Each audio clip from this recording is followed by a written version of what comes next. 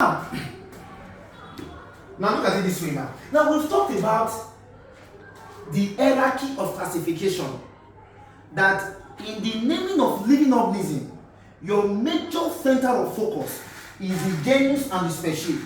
And I've told you just now that while you are writing scientific name, the Acanthina, which is the genus, right, which is also called the generic name, is Achanthina.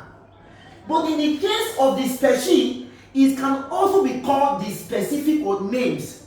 Now, while you are writing the names of this organism, which is what we are working on today, which is the land snail, right, belonging to the class Gastropoda, belonging to the phylum, what now, the mollusk.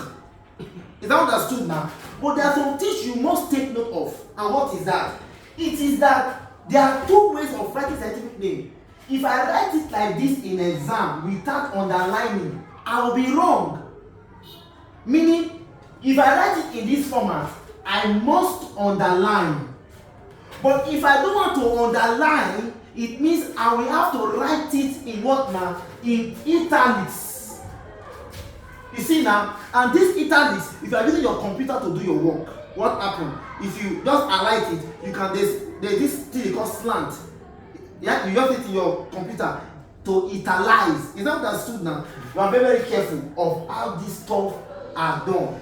Achanthina is the scientific name, right, of what now? Of the giant land snail that we are currently working on. Remember, I told you, for you to say the land snail or the giant land snail is a mollusk, there are features they must possess. One is that they have a large foot, as you can see.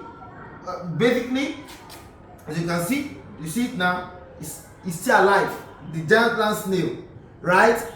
And that not only that they have what we call a visceral mass, and that their body are not segmented. And I've told you just now that their head is distinct. You know, is that understood now? Is that clear? Do you get it at all? Yes. So now let us talk about their observable features. Yeah,